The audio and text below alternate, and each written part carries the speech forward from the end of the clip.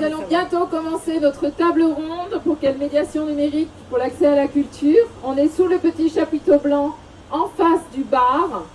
Donc on vous attend nombreux si vous voulez nous rejoindre. On a du beau monde.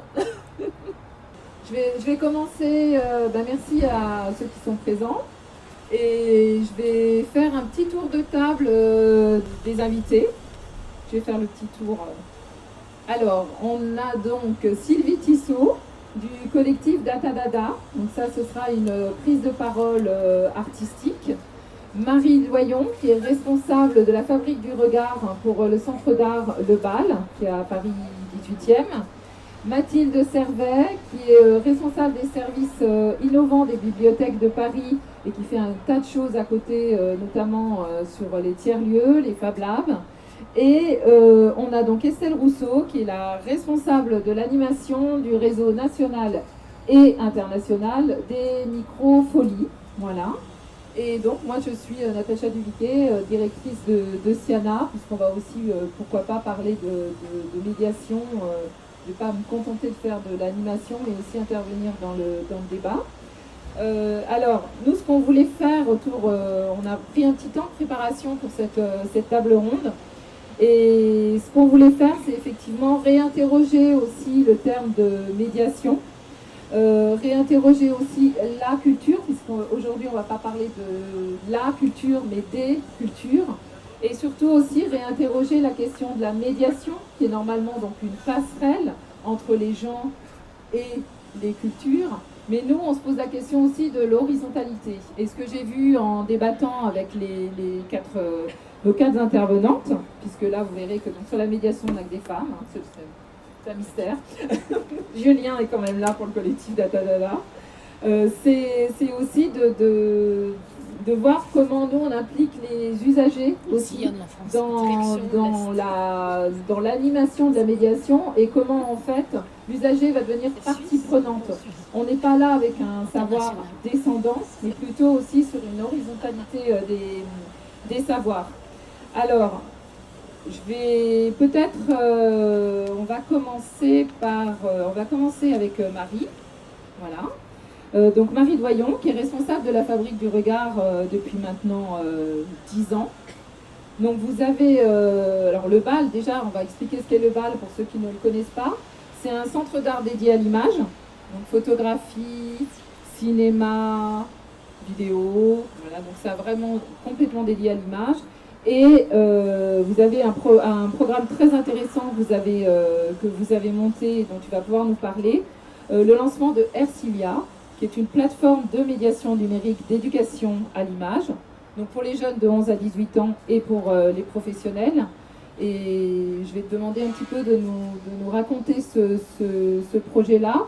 On prendra un petit temps pour raconter chacune de vos projets et on essaiera d'échanger et d'avoir un temps d'échange aussi avec vous. On sait qu'une heure, c'est très court et qu'elles ont beaucoup à dire, mais on va tenter.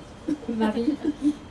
Peut-être pour expliquer un petit peu d'où on est parti, le BAL c'est en effet un lieu d'exposition qui est situé dans le 18e arrondissement, qui est ouvert au public avec une programmation d'exposition et qui s'intéresse au rapport entre image et société.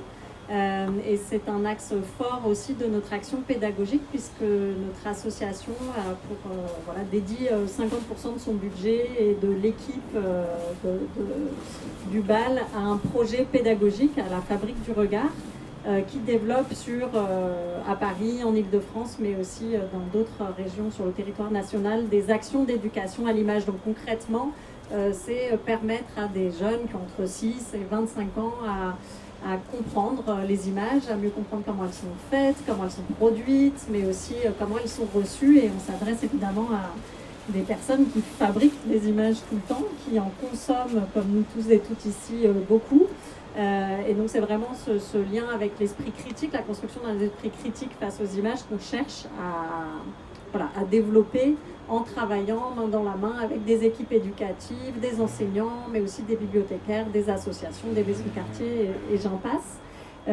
Et en 2013, on a pensé cette plateforme numérique qui en effet s'appelle Ercilia. Alors le terme est un peu étrange, il vient d'une nouvelle d'Italo Calvino, des villes imaginaires, Italo Calvino, dans ce livre, invente cette ville où les liens entre les habitants sont représentés par des fils, que ce soit des liens de parenté, d'amitié, de travail, d'amour, etc. Il y a tellement de fils qu'à la fin, ce peuple nomade est obligé de quitter la ville et d'aller la bâtir ailleurs. Donc c'est vraiment cette mise en réseau, en relation, des images entre elles, de ressources entre elles qu'on cherche à bâtir avec cette plateforme Ercilia, qui est disponible pour l'ensemble de la communauté éducative. Donc n'importe quel enseignant peut se connecter sur Ercilia et peut y accéder voilà, tout à fait gratuitement. Et on développe de plus en plus un accès élargi à une communauté éducative élargie, que ce soit le public des bibliothèques, des bibliothécaires, mais également de l'éducation populaire. Voilà. Ouais, j'avais envie de te faire rebondir aussi sur ce qu'on a évoqué pendant notre entretien, c'est que tu parles d'une plateforme qui est co-construite avec les jeunes. Donc qu'est-ce que ça veut dire concrètement de co-construire un projet justement avec cette plateforme-là? Est-ce que c'est les contenus? Alors, elle s'appuie sur les contenus et les ressources. On s'appuie sur des choses qu'on a nous-mêmes, notre équipe de conférenciers, de médiateurs, travaillé avec les jeunes sur le terrain depuis 15 ans. Donc, on mène des ateliers d'éducation à l'image tout au long de l'année avec des groupes, essentiellement des habitants des quartiers populaires, essentiellement dans les réseaux d'éducation prioritaire, avec des profils extrêmement différents. Et c'est ces ressources-là qu'on a vraiment, voilà, qu'on a testées, c'est des films qu'on a pu leur montrer, c'est des images qu'on a pu analyser ensemble, c'est des sujets, des thématiques autour de l'espace public, autour de la mémoire, autour de la représentation de soi, qui sont des choses voilà, qu'on a vraiment labourées sur le terrain et qu'on a mis, voilà, petit à petit, qu'on implémente sur Ercilia. Mais c'est aussi un partenariat avec le lycée ENAF, qui est un lycée professionnel situé à Bagnolet. Et en fait, on a constitué pour créer cette plateforme numérique un groupe de travail avec des enseignants, des jeunes, des artistes, pour voilà, vraiment imaginer la plateforme et notamment son ergonomie. Et c'est vrai que dès le début, voilà, on s'est complètement planté, c'est-à-dire qu'on est parti sur un truc une ergonomie très rhizomatique. Alors il y avait des nuages de mots, des nuages d'images, tout ça est extrêmement relié, etc. Ça correspondait certainement à une construction mentale voilà, de nous, d'adultes, de notre équipe. Et quand on l'a confronté aux élèves du lycée, ils nous ont dit non, mais nous pas du tout. Nous, pour nous, l'image, c'est le mur d'image. Alors à l'époque, c'était pas Instagram, c'était vraiment Facebook. Donc on a même dû repenser en fait la manière dont on accédait à cette plateforme, du fait des retours en fait de ce groupe test de lycéens professionnels. Donc c'est vraiment cet usage aussi. On travaille beaucoup avec les jeunes sur leurs propres usages de l'image et leurs usages numériques, qui nous donne du grain à moudre vraiment pour développer cette plateforme, autant sur son contenu que sur ses fonctionnalités et les manières de l'utiliser. Oui, très bien. Alors, je vais rebondir et on reviendra à ton projet, effectivement. Je vais rebondir avec Mathilde, qui est donc chargée de mission pour les services innovants des bibliothèques de Paris. Ce que j'avais envie de voir aussi, alors il y a effectivement un projet de plateforme numérique où on se rend compte quand même, et ça on rebondira là-dessus, que le présentiel est quand même nécessaire, c'est-à-dire que ça ne se contente pas d'être en ligne, mais il y a aussi des rencontres humaines. Et je voulais justement voir avec Mathilde la bibliothèque comme lieu en fait un peu commun où on va se retrouver en présentiel, où on va faire lien humain en brassant en fait toutes les cultures. Et après on passera voilà, avec... Oui, alors c'est vrai qu'à l'ère du numérique, on pourrait imaginer que la bibliothèque n'est que numérique, mais pas du tout. Elle est avant tout présentielle. Et comme c'est des lieux très ouverts, gratuits, aux larges amplitudes horaires, et qui maillent tout le territoire, hein. Par exemple, à Paris, on a 72 médiathèques, 1300 collègues y travaillent, et partout, en fait, dans toutes les coins de Paris, alors des petites, des grandes, et on s'adresse à tous les publics, hein. On a beaucoup de migrants, on a des SDF, on a beaucoup de familles, des enfants, des personnes âgées, des personnes très isolées, des personnes avec des problématiques psychiatriques. Comme c'est ouvert et gratuit, les gens viennent, et en fait toutes les classes sociales et tout ça se mélange chez nous, et l'idée c'est de pouvoir s'adresser à tous en termes de contenu culturel. Et aujourd'hui la médiathèque, ça va être un peu comme une maison des connaissances à la fois pratiques et plus académique, et comment on va mettre du lien finalement entre toutes ces personnes et entre toutes ces connaissances. Et le savoir, la convivialité, ça passe pas que par les livres, hein. Le livre, c'est notre socle, mais on va mettre en place plein de médiations de différentes natures. Et le numérique, finalement, va irriguer un peu tout ça. C'est-à-dire qu'on ne considère pas le numérique comme un objet à part, mais ça va s'inscrire comme dans la vie, naturellement. Pour voir quelqu'un, on va utiliser son téléphone. Dans nos médiations, le numérique va être un ingrédient parmi d'autres pour proposer des choses, soit qui vont aider les gens en termes d'inclusion, soit pour leur ouvrir une porte un petit peu sur les pratiques numériques actuelles. On a par exemple un festival qui s'appelle Numoc, qui a touché cette année 3600 personnes, hein, avec 185 événements. Donc ça va être des ateliers, ça va être des expositions, des manifestations. Il va y avoir des choses très festives où tout le monde va danser sur Just Dance par exemple, mais aussi des escape games, dont on peut avoir des déclinaisons en prison.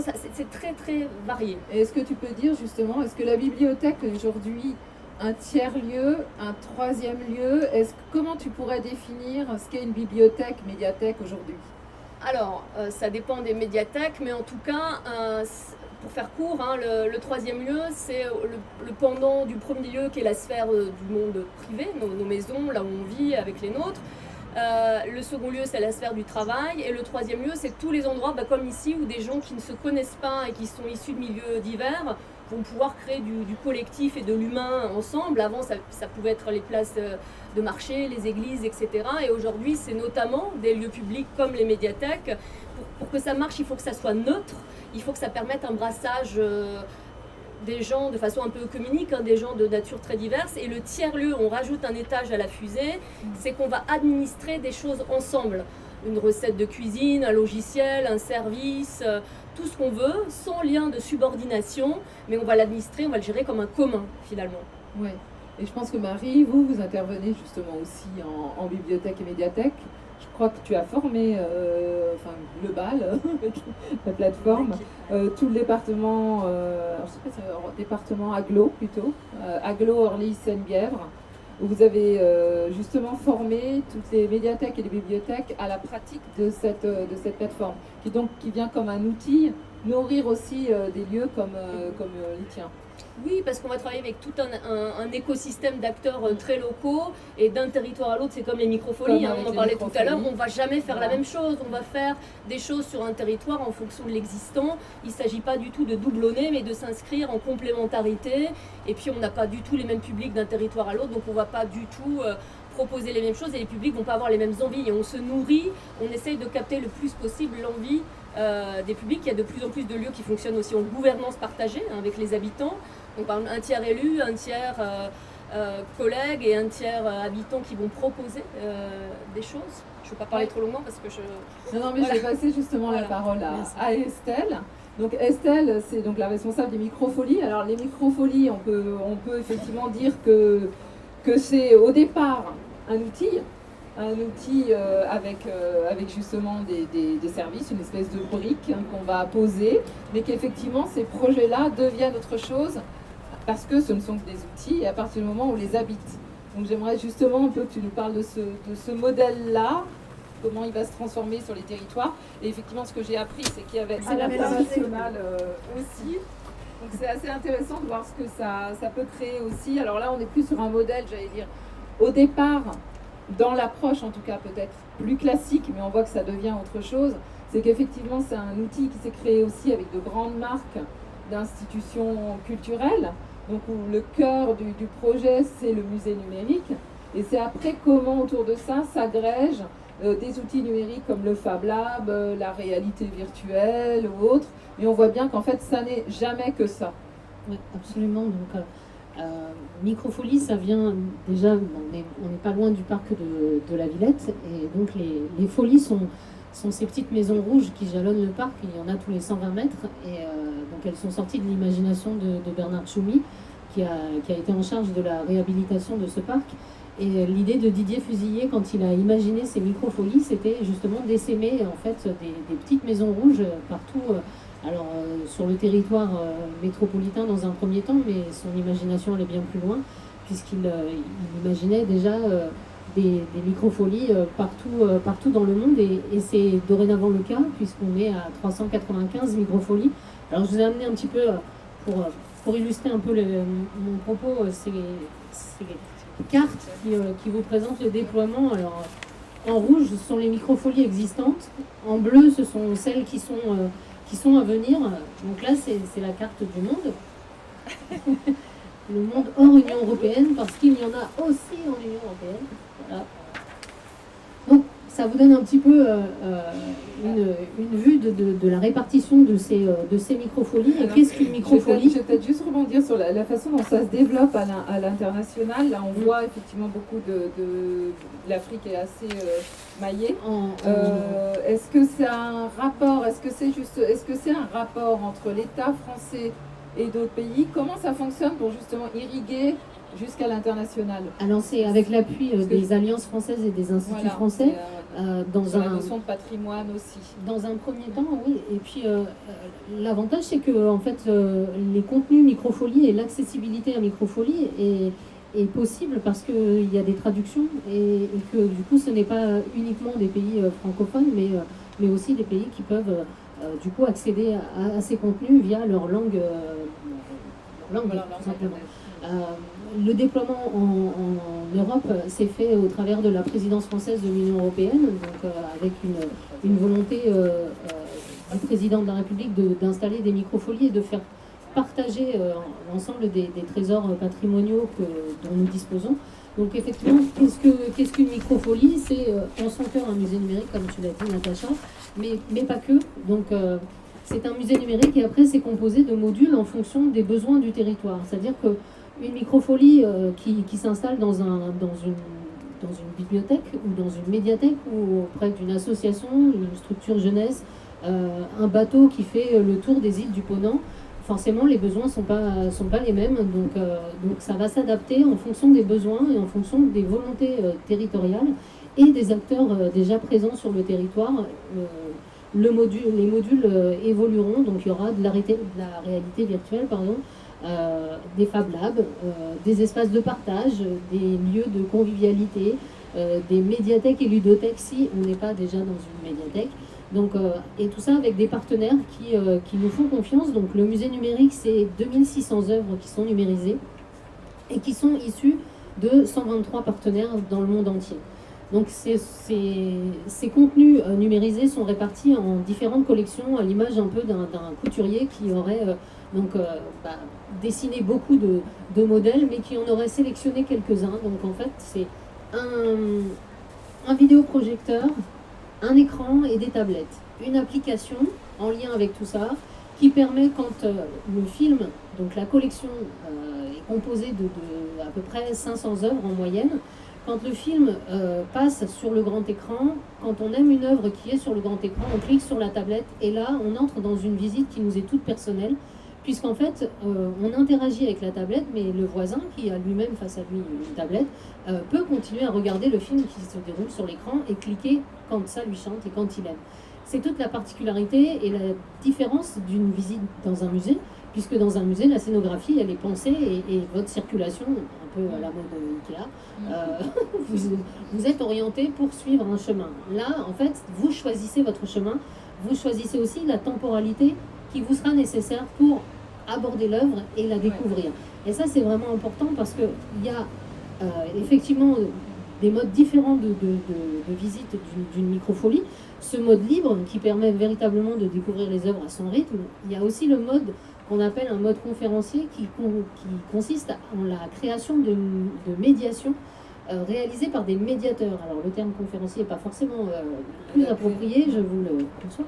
Et du coup, ce mode d'intervention via un médiateur permet vraiment de constituer des médiations en fonction des besoins, des souhaits et des partenaires avec lesquels on travaille, que ce soit l'éducation nationale ou a fortiori quand on est installé dans une médiathèque, d'avoir des médiations qui soient en relation avec les contenus de cette médiathèque et de permettre les allers et retours entre les lieux et le musée numérique. Et c'est surtout, en fait, cette plateforme, elle ne vise absolument pas à se substituer à une visite d'un musée ou d'une institution culturelle, c'est au bien au contraire complémentaire à tout ça. Et c'est vraiment dans ce sens qu'on travaille le lien et la relation avec les publics, tous les publics, parce qu'effectivement, on a des microfolies dans des centres pénitentiaires, on a des microfolies qui se déplacent, puisqu'on a une version mobile, donc qui se déplacent dans les lieux où résident des personnes âgées, au travers de la réalité virtuelle notamment, ce qui est un outil fort intéressant avec ces publics. On a des microfolies au sein d'établissements scolaires, de collèges, voilà, c'est très diversifié, autant que le patrimoine le permet et que les territoires le permettent. Moi, ce que je vois effectivement dans vos 3 projets, c'est qu'il y a des outils, il y a des points d'ancrage, voilà. Alors moins pour la plateforme, parce que vous êtes centre d'art, mais vous rayonnez aussi beaucoup sur le niveau national, mais on va dire que la plateforme est aussi un point d'ancrage. Alors je vais poser la question à Sylvie. Comment vous, les artistes, vous justement, vous jouez dans ces lieux-là, vous vous appropriez aussi ces lieux-là, et comment avec vos outils, votre imagination, vos créations, vous arrivez à venir dans les lieux, et puis surtout votre pratique artistique, comment vous la voyez comme une forme aussi quelque part de médiation quand vous menez vos ateliers, parce que c'est beaucoup par la pratique d'ateliers, on l'a vu aussi sous des formes performatives drôlatiques très décalées. Est-ce que tu peux nous parler du collectif Data Dada déjà, et après effectivement... Alors justement, le collectif Data Dada, il est né à l'origine de pratiques de 2 artistes, dont là et ici Julien Lévesque et Albertine Meunier, qui se sont penchés depuis tout le temps sur un questionnement sur le numérique. Et il y a 10 ans à peu près, c'est ça, a été coécrit un manifeste Data Dada, 100 ans après le mouvement Dada, de dadaïsme, l'idée étant que de ne pas considérer la donnée juste comme un fait numérique, mais de pouvoir aborder cette question-là à travers une posture décalée, fantaisiste, voilà. Et ça a été la naissance d'une posture qui après nous a rassemblés. Donc il y a Trine Bouvier qui a rejoint Data Dada, et ainsi que moi-même, chacune avec des pratiques professionnelles qui ne sont pas artistiques, mais on a rejoint, puisque moi-même je suis informaticienne et Tu est une spécialiste de la communication digitale, mais de fait on a commencé à se pencher sur des objets de réflexion qui au départ étaient pensés comme des dispositifs artistiques, mais très vite ont donné lieu à des ateliers autour des questionnements, par exemple sur qu'est-ce que c'est que l'IA, des réseaux de neurones, comment ça fonctionne, sur par exemple le fait de vendre nos données personnelles. Eh ben, nous on l'incarne dans un objet qui est cette fameuse data pépette, qui est une pièce de monnaie, qui en fait symbolise le fait que nos données ont de la valeur. Voilà, donc on essaie de véhiculer, mais sans attitude très docte, voilà, plus par de la fantaisie, des concepts de faire en sorte que les gens s'interrogent sur ces concepts-là. Et donc ça a donné lieu à des ateliers, aussi des performances comme la roue des data pépettes. Et de fait, nous avons été sollicités par divers festivals du numérique, où on nous donnait carte blanche pour pouvoir parler d'une autre manière de problématiques. Par exemple, pour parler des réseaux de neurones et de l'apprentissage des réseaux de neurones, nous on a créé une performance qui s'appelle la Data Dancing Sausage Party, et en gros il s'agit de faire revêtir aux participants des costumes de hot dog, sachant que les réseaux de neurones, eux, ils peuvent reconnaître des hot dogs, mais des hot dogs qui se mettent à danser, voilà. Et donc on fait un apprentissage comme ça, et le réseau de neurones essaie de faire jouer de la musique en fonction de hot dog qui danse. Enfin voilà. Et puis donc on essaie à chaque fois de détourner à la fois les concepts et les outils pour pouvoir faire passer un petit message, éveiller la curiosité des gens, la vigilance, voilà, sur des aspects qui sont soit comment on s'empare de ces outils, on les maîtrise, ou quelle posture éthique on a. Voilà. Donc on n'est jamais sur du cours ou quelque chose de très docte. Mais on essaie d'être léger dans ces questions-là. Oui, peut-être justement c'est intéressant parce que vous, donc, en tant qu'artiste, vous pouvez intervenir donc dans les bibliothèques, dans les médiathèques, dans les microfolies. Vous, quand vous travaillez avec des artistes, Marie, justement, comment ils interviennent? Est-ce que c'est pour créer simplement des programmes? Est-ce qu'il y a cette pratique d'atelier? Oui, en fait, pour nous, c'est très important de faire intervenir en effet des artistes ou des professionnels de l'image ou plus récemment justement des chercheurs artistes autour de l'intelligence artificielle, par exemple, qui est quand même un sujet dont tout le monde parle et que personne ne maîtrise complètement, ou même voilà. Donc de commencer à poser des jalons sur ces questions-là qui sont vraiment à l'œuvre, je pense, dans notre quotidien. Et vraiment de les faire intervenir justement par rapport à leur champ de recherche, par rapport à leur spécificité, à ce qu'ils vont connaître eux, et de comment tout ça rejoint le champ de l'image, puisque nous on est vraiment sur l'éducation à l'image. Donc ça peut être, là très récemment, on a fait intervenir Nicolas Bayeul, qui est chercheur et artiste, et Lorena Lisambard, qui tous les deux travaillent beaucoup sur la question de l'intelligence artificielle. Ils ont fabriqué avec des jeunes d'un institut thérapeutique des personnages à partir d'un travail de contrainte. Donc il y avait un travail à la fois d'écriture pour inventer des personnages, pour inventer in fine des avatars, mais un avatar commun à ce groupe d'enfants dont beaucoup ont des problèmes psychiques. Et ensemble, ils ont fait marcher une intelligence artificielle. Donc ils ont donné, c'est un travail très créatif d'écriture pour décrire un personnage imaginaire et voir ce que propose l'IA à partir de ces descriptions-là.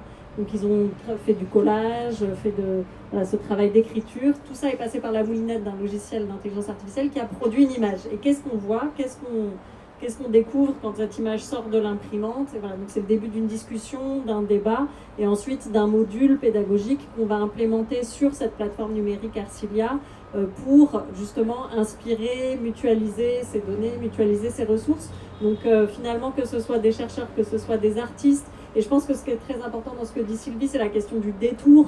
C'est-à-dire que ça, c'est celle de l'expérience, et dans ce que chacune de nous présentons, il y a vraiment ce rapport à l'expérience sensible, l'expérience de la médiation, d'être accompagné, d'être guidé, l'expérience de participer à une performance. Donc c'est vraiment cette question du déplacement qui s'opère chez nos publics, qui va générer justement un questionnement, une réflexion, un pas de côté, j'ai envie de dire, par rapport à ces questions-là, que ce soit celle de l'image, celle du numérique, des sujets finalement de société. Est-ce que Mathilde ou Estelle voulez réagir à ce que dit Marie?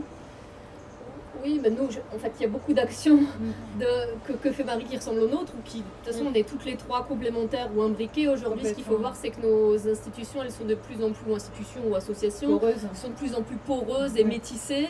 En médiathèque, on a un peu le même phénomène que dans les microfolies. Il y a beaucoup de médiathèques où il y a des Fab Labs, et où il y a des communautés d'usagers qui s'agrègent autour de ces Fab Labs. Par exemple, on a un Fab Lab sur la couture dans le 18e, là, et il y a tout un tas de gens de 7 à 70 ans, même 83, je crois, qui se retrouvent tous les mercredis. Mais c'est pas la médiathèque qui allait les chercher, ils sont venus. Après, il y a eu des ateliers sur le tissu connecté qui fait des rebonds sur le numérique. En fait, il y a plein de rebonds. Et tu parlais de cuisine aussi. Oui, il y a des cuisines. On a fait des ateliers de jeux vidéo sur quelque chose qui s'appelle Overcooked, que vous connaissez peut-être.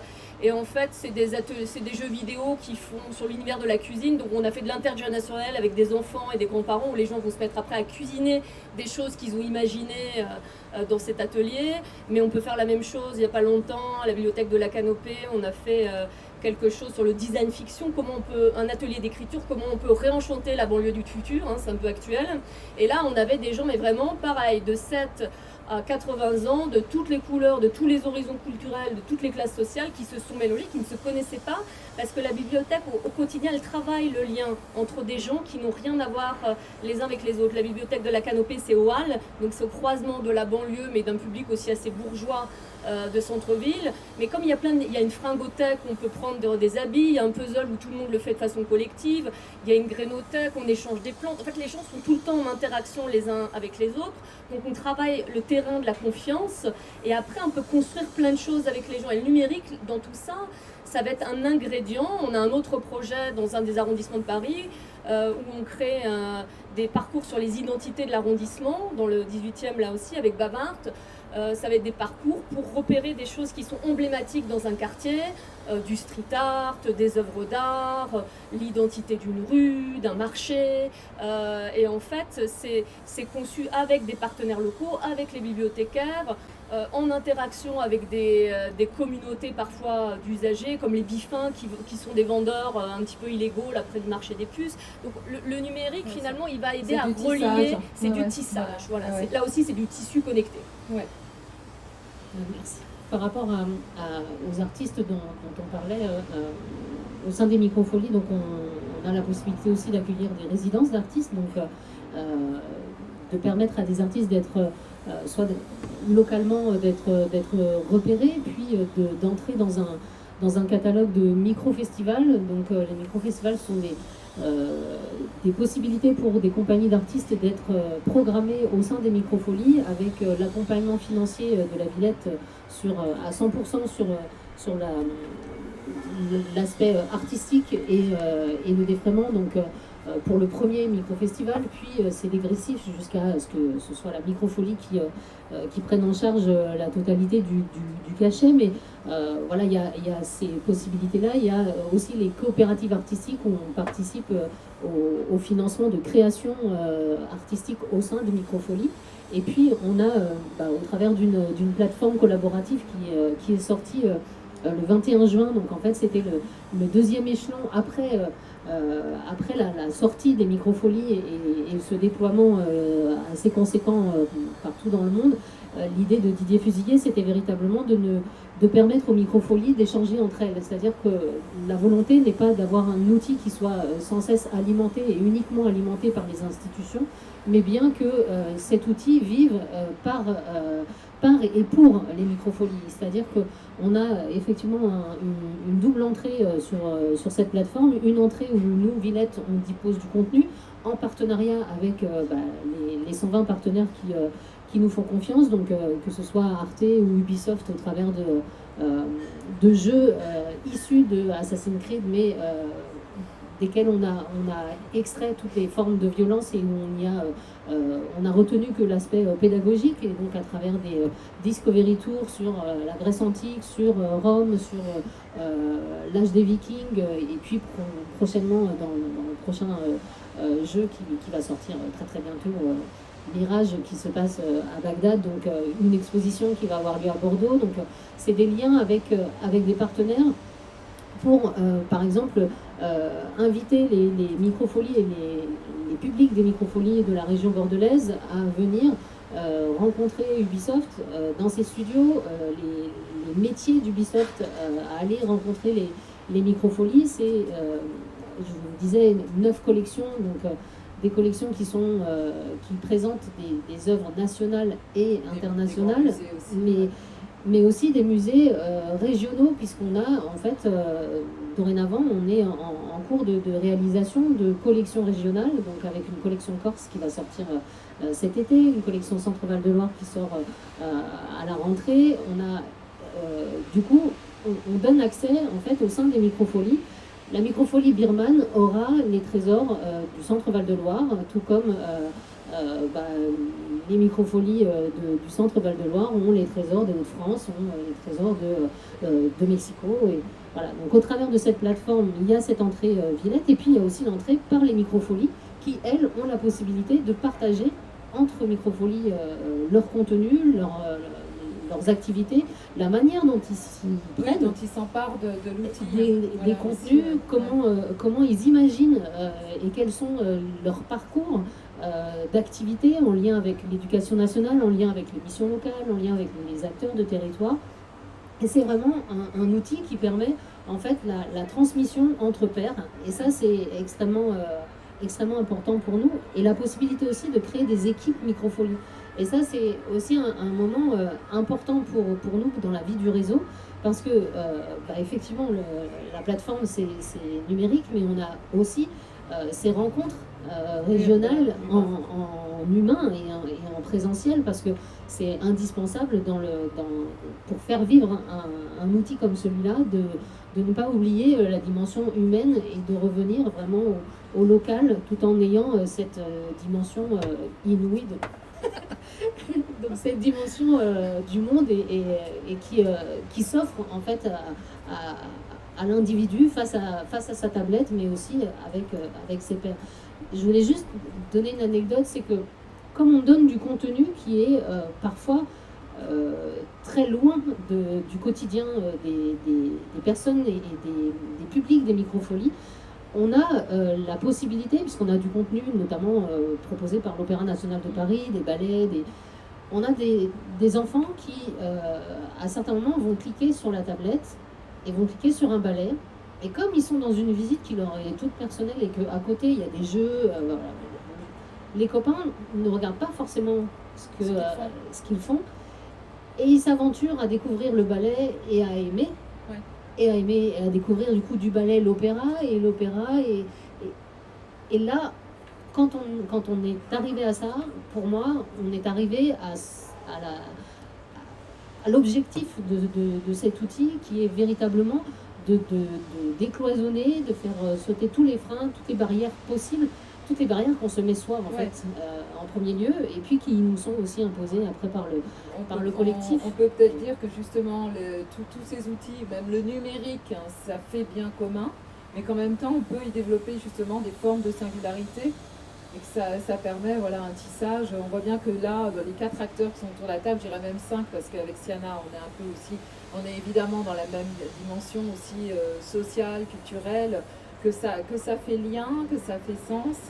Et si j'avais peut-être une petite question à vous poser chacune, est-ce que vous avez une définition aujourd'hui? Est-ce que vous pourriez un petit peu décaler cette définition de la médiation en 2 phrases, et puis on pourra peut-être faire rebondir justement le public là-dessus, par rapport à ce que vous faites comme travail, hein, ou est-ce que vous placez... Comment vous vivez la médiation, si on prend le terme classique? Comment vous avez envie de décaler ce mot-là?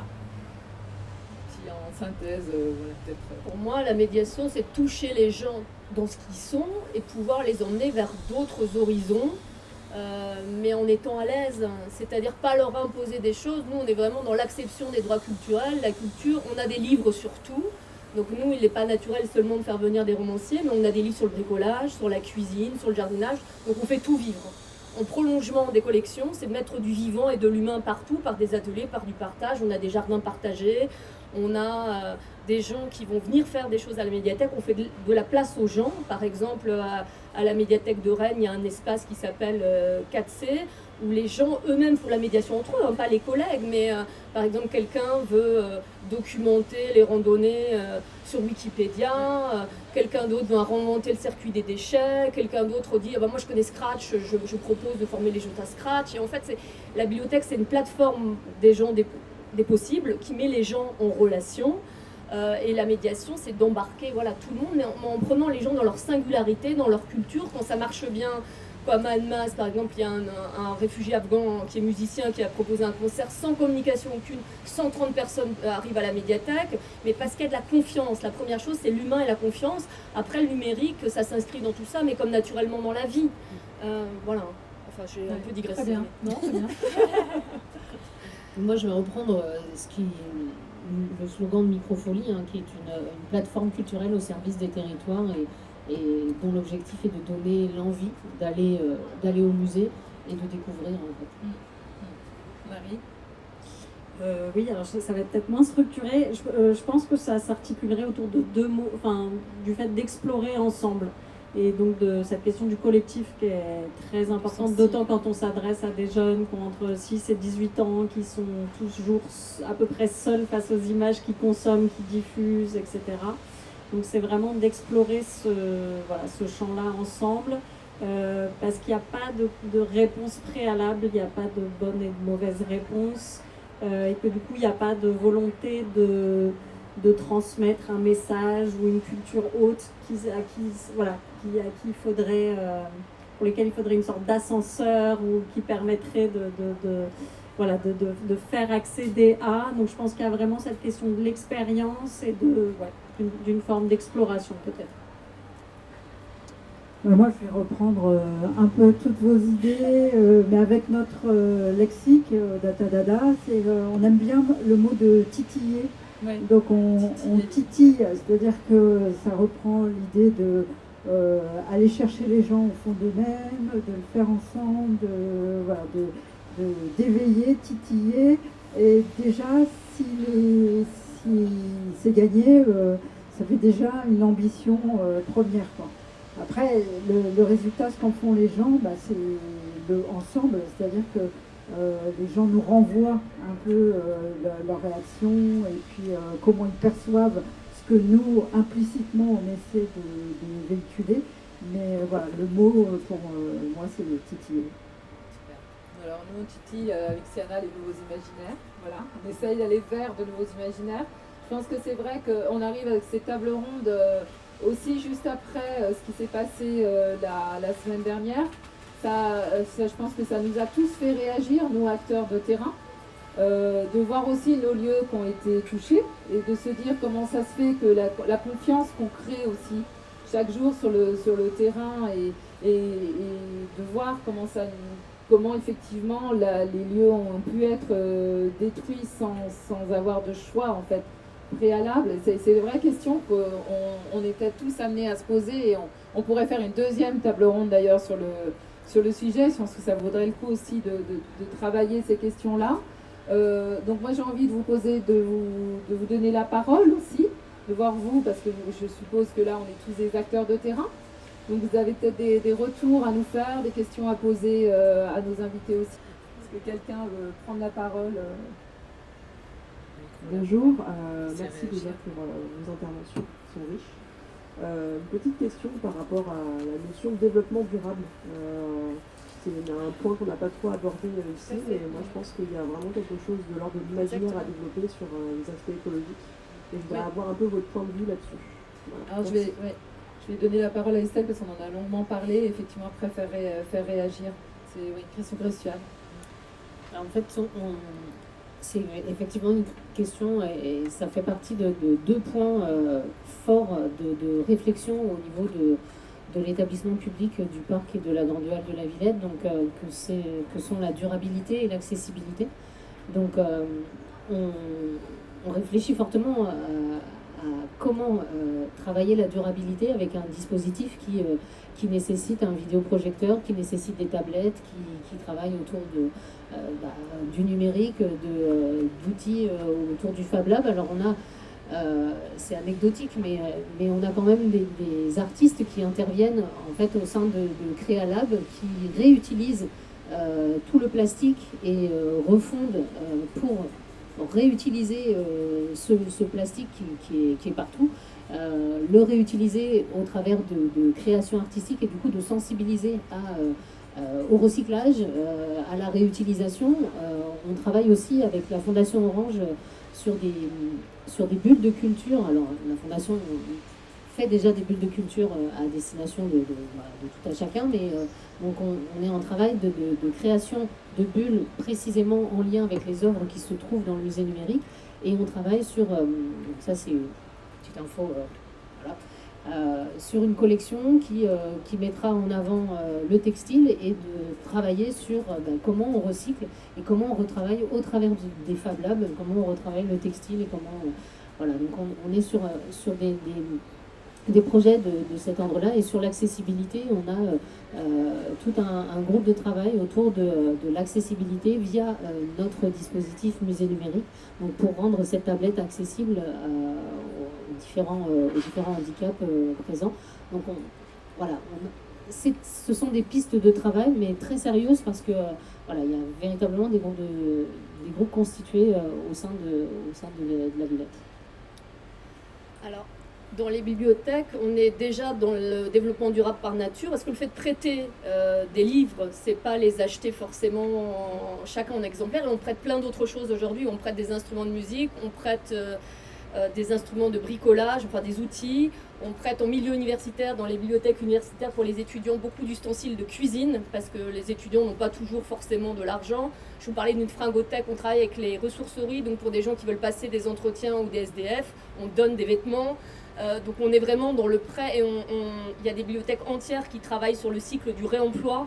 On va cultiver dans un jardin des choses qu'on va manger ensemble à l'intérieur de la bibliothèque, dans laquelle on peut avoir même une cuisine. Donc vous voyez, on réfléchit tous azimuts à cette chose de réemploi. À la ville de Paris, on travaille sur une responsabilité sociétale des organisations, qui est le pendant de la responsabilité sociétale des entreprises, pour s'inscrire dans une réflexion globale. Parce que quand on veut, par exemple, inciter à la mobilité douce, ça concerne aussi le bien-être des agents, et peut-être de leur installer un garage à vélo ou des choses comme ça. Donc la problématique, c'est pas seulement de quoi on va recouvrir les livres, on essaye de moins en moins les recouvrir de couvertures en plastique, et on essaye de tout relier, parce que tout s'interpénètre.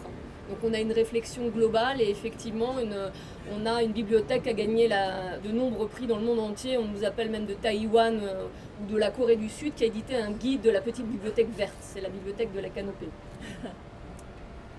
Oui, je pense que quelles que soient les structures et le milieu dans lequel on évolue, c'est des questions évidemment qui deviennent extrêmement urgentes, et qui sont... Voilà, maintenant je pense au-delà de une petite musique greenwash qui commence de plus en plus à être effective dans les équipes, dans les manières de travailler, de se poser des questions au quotidien. Et je pense que il y a de plus en plus de lieux culturels qui parlent de permaculture aussi, en termes de pratiques professionnelles aussi, en termes de mutualisation des pratiques.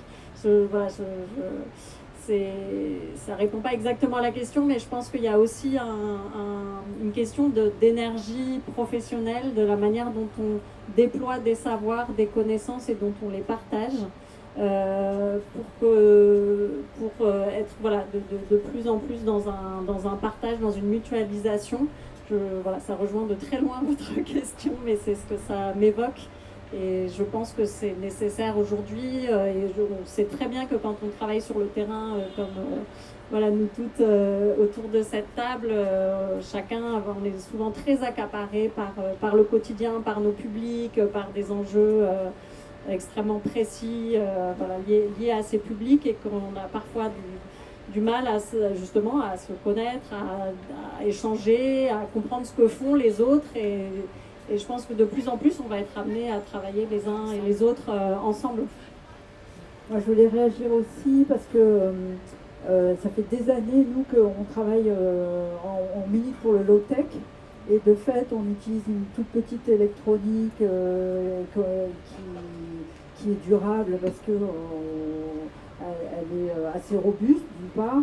On a créé, par exemple, un petit écouteur avec des piezo sur des boîtes de conserve.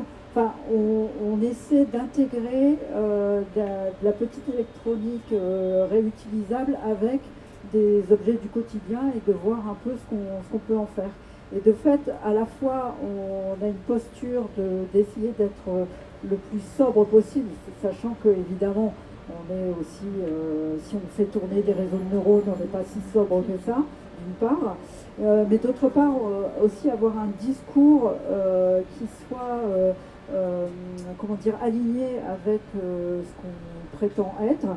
Et typiquement, par exemple, de parler de la blockchain, on a un dispositif où on en parle avec des pommes de terre. Donc il n'y a pas besoin d'une débauche d'informatique et d'électronique pour parler de concepts d'échange. Et voilà. Moi, j'avais envie aussi de parler de notre pratique Siana, justement. Nous, Siana, c'est né en 2005 autour des cultures numériques, donc avec des grandes écoles d'ingénieurs, une scène nationale, donc la scène nationale de l'Agora d'Evry et nous, Siana. Très clairement, aujourd'hui, on switch. Alors, ça ne veut pas dire qu'on abandonne les cultures numériques, parce que c'est vraiment le terreau aussi. On s'aperçoit bien que de toute façon, il faut y être, il faut avoir un esprit critique sur le numérique, et c'est des outils de toute façon dont on n'a pas envie de se passer, mais comment on peut justement bien les utiliser. Mais on a ouvert à cette dimension des arts hybrides pour justement travailler cette notion de low-tech. D'ailleurs, on va faire appel beaucoup au collectif Datadada, avec qui on a déjà travaillé, mais on va de plus en plus travailler avec eux aussi. Et avec la directrice artistique qui est là aussi, Julie Sicomaillé, c'est de travailler aussi des projets qui questionnent les nouvelles écologies avec des projets arts et sciences, en travaillant avec des scientifiques, des artistes, sur ces questions-là nécessaires de qu'est-ce qu'on peut inventer d'autre, comment on peut faire moins, dépenser moins d'énergie, et puis questionner aussi notre rapport au vivant. Voilà. Est-ce qu'il y a d'autres questions, peut-être intervenir, même nous parler de vos pratiques, je ne sais pas si vous avez des choses à nous raconter. Est-ce que vous travaillez avec les datapolettes? Alors les datapolettes, je ne les connais pas, mais on a travaillé avec Brutpop, par exemple, que vous connaissez peut-être. Mais avec les datapoulettes, peut-être. Alors vous pouvez peut-être expliquer. Moi je ne connais pas, je veux bien apprendre ce que c'est. C'est un lab, un Fab Lab, qui ne travaille à rendre les tissus intelligents. C'est pas un Fab Lab, c'est un collectif d'artistes, les Datapolettes, qui sont à Montreuil. Oui, mais leur façon de travailler s'apparente quand même à un Fab Lab. Non. Ils utilisent les outils du Fab Lab. Ils utilisent effectivement les outils du Fab Lab, mais ils sont sur des créations artistiques, effectivement beaucoup autour des textiles connectés. Et nous, à Siana, on travaille avec eux en l'occurrence. C'est passionnant leur travail. Et il y a notamment, ils sont plusieurs et vous pouvez trouver leur travail sur leur site internet et ils sont vraiment super intéressants et super gentils au passage. Très bien. C'est les cousins des Data Pépettes, non? C'est ça? Ils ont gagné plein de Data Pépettes et ils sont devenus les Data Pépettes. Ça a de plus en plus les pratiques en fait c'est ce qu'on voit aujourd'hui aussi, c'est que le vernaculaire, l'artisanal va se tisser avec le numérique, et c'est ça qui est vraiment intéressant aussi dans les nouvelles pratiques. Ça, c'est vraiment des choses que nous on explore, et je pense que tout autour de la table aussi on explore dans peut-être moins le bal, mais là parce que vous avez un sujet qui est vraiment centré autour de l'image, mais en tout cas nous dans les pratiques de Fab Lab ou les pratiques artistiques ou de design et de design fiction, effectivement ça c'est beaucoup interrogé, comment on hybride tout ça en fait, comment le numérique ne devient pas obligatoirement le cœur de tout porté par des GAFA, mais comment nous, chaque citoyen peut s'approprier ça aussi et peut justement décaler son regard, ses pratiques, réfléchir aussi à tout ça. Voilà. Bonjour, déjà merci pour votre intervention. Ça m'a fait plaisir parce que Datapolettes, je les connais, parce que j'ai été une de leurs élèves en master art numérique. Du coup, j'ai pu apprendre un petit peu plus sur le smart textile, et c'est vrai que moi ça ne me parlait pas du tout avant. Et en tant qu'étudiante, d'être face à quelque chose de différent, de connecté et sans écran, moi en tant qu'élève, je vous dis de ma perspective, c'est quelque chose qui m'a vraiment ouvert les yeux et permis d'apprécier un usage du numérique qui est différent. Et sinon, ma question, c'est qu'aujourd'hui, je suis médiatrice numérique, enfin conseillère numérique France Service. Nous, dans notre commune, on a l'intention de créer un tiers-lieu qui se veut en mont. Le maire, il a beaucoup de projets sur ce lieu, parce qu'il voudrait faire micro-fioli, tiers-lieu, Fab Lab, donc on peut tout mélanger. Mais ça me fait plaisir parce que du coup, je découvre la médiathèque de la Canopée, où je vois aussi que c'est un lieu multiple où on peut avoir plusieurs interactions. Ce que je disais, c'est d'avoir un lieu qui réunit des populations différentes, des seniors, des jeunes, et faire vivre les services de la ville, mais pas seulement, en fait, avoir un rayonnement avec toutes les autres collectivités. Et c'est vrai que comme on dit, en fait, il faut vraiment qu'on apprenne à se lier les uns aux autres pour pas juste partir de zéro systématiquement. Et moi, j'aimerais beaucoup du coup développer la culture et le smart textile, notamment dans ma commune. Mais c'est vrai que je n'ai pas vraiment de boîte à outils. Une microfolie. Commencer. La microfolie, les autres Fab Labs, voilà, les Fab Labs, toutes les pratiques. Et c'est aussi s'appuyer sur l'existant dans cette commune. C'est pas la commande du maire, parce que ça, moi, j'y crois pas trop. Même s'il y a une volonté politique qui appuie, c'est formidable, mais il faut s'appuyer sur les communautés de pratique. Par exemple, à Thionville, à un moment donné, on avait essayé de créer une médiathèque tiers-lieu parce qu'il y avait une scène musicale amateur très très vivace. Finalement, il y a eu un changement politique, c'est passé de la gauche à la droite a refusé cette scène musicale et c'est devenu un collage de plein de services qui n'ont pas forcément de connexion entre eux. Mais si on s'appuie sur partout où il y a des associations, partout où il y a des pratiques amateurs, artistiques, etc., elles ne sont pas les mêmes d'un endroit à l'autre. Il faut s'appuyer sur ce qui existe parce que ce qui existe a besoin souvent de se développer ou d'éclore. Et à partir de là, on arrive à créer des choses intéressantes. Mais on n'impose pas aux gens ce qu'on veut leur faire faire. On part de ce que les gens ont envie de faire. Et souvent, on fait le mouvement inverse. Ouais. Ça, je pense que c'est vraiment... c'est comme quand on a vu la mode des Fab Labs quelque part arriver. C'est que tout le monde voulait son Fab Lab. Toutes les mairies voulaient leur Fab Lab. Toutes les entreprises voulaient leur Fab Lab. Et on a vu effectivement des échecs, même sur les tiers-lieux ou sur les lieux de coworking. On voit à chaque fois qu'un nouvel outil apparaît ou une innovation, chacun veut s'en emparer, mais sans penser qu'en fait, avant l'outil, il faut aussi les gens, et il faut le lien relationnel, et il faut l'usage. Et c'est certainement par là qu'il faut réfléchir aussi le projet. Après, si vous voulez, je peux vous donner quelques outils. Il y a notamment la compagnie des tiers-lieux en Hauts-de-France qui a créé un petit document qui est en droit partagé sur justement les erreurs à ne pas commettre quand on veut créer un tiers-lieu. Donc ça, je peux vous le transmettre si ça vous intéresse.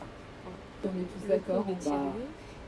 Alors merci à nos invités, merci beaucoup d'avoir été là aujourd'hui, parce que je sais que vos programmes sont super chargés, que peut-être demain, je ne sais pas où serez. Voilà, c'était vraiment super intéressant. De toute façon, je pense que nous, on va garder des liens, voilà, et j'espère que là même dans la salle, sous la tente, il y aura des choses peut-être qui vont se tisser. Donc on vous remercie tous. Nous on a fait un petit enregistrement, on va voir s'il est assez propre. On le mettra sur le site siana.eu aussi. Voilà, j'espère aussi avec le Net Festival on leur donnera le fichier aussi si c'est à peu près propre. Voilà. Bon, en tout cas, merci beaucoup. Merci à tout le monde. Merci à tous.